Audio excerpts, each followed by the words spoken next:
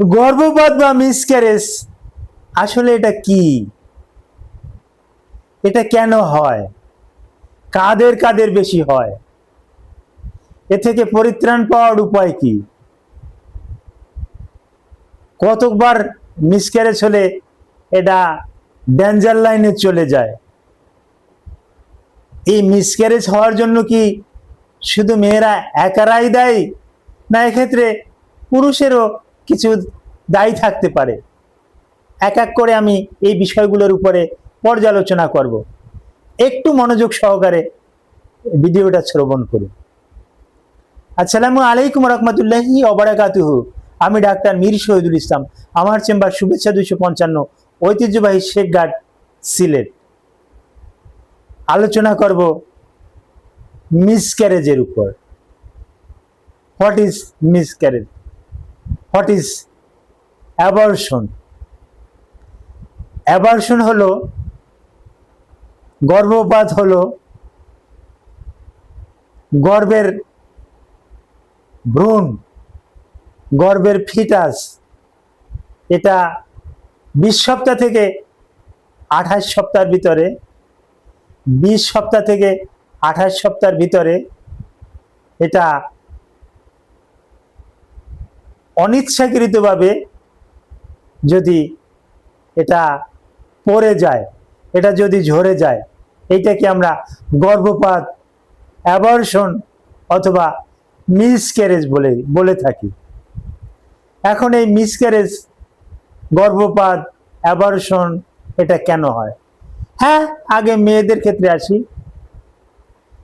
ইউটেরাসে যদি জটিল কোনো সমস্যা থাকে, ইউটেরাসে যদি পলিপ থাকে, ইউটেরাসে যদি ফাইব্রয়েড থাকে, ইউটেরাস যদি বাল্কি থাকে, সেক্ষেত্রে কিন্তু ভ্রূণটা কিন্তু রাখতে পারে না, ছেড়ে দেয়, পড়ে যায়।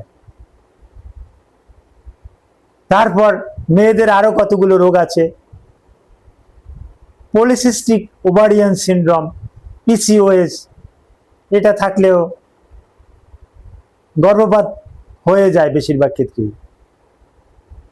হরমোনাল ইমব্যালেন্স, ইস্ট্রোজেন প্রজেস্টেরনের মাত্রা যদি তারতম্য দেখা যায়, প্রোল্যাক্টিন হরমোনের মাত্রা যদি বৃদ্ধি পায়, সেক্ষেত্রেও মিসক্যারেজ কিন্তু হতে পারে। জটিল জটিল রোগ, হাইপোথাইরয়েডিজম, হাইপারথাইরয়েডিজম, এতেও কিন্তু মিসক্যারেজ কিন্তু হতে পারে। ভ্যাজাইনাল ডিসচার্জ, হোয়াইট ডিসচার্জ, এগুলো যদি বেশি বেশি হয়, vaginal infection, STI, STD, syphilis, gonorrhoea, chlamydial infection,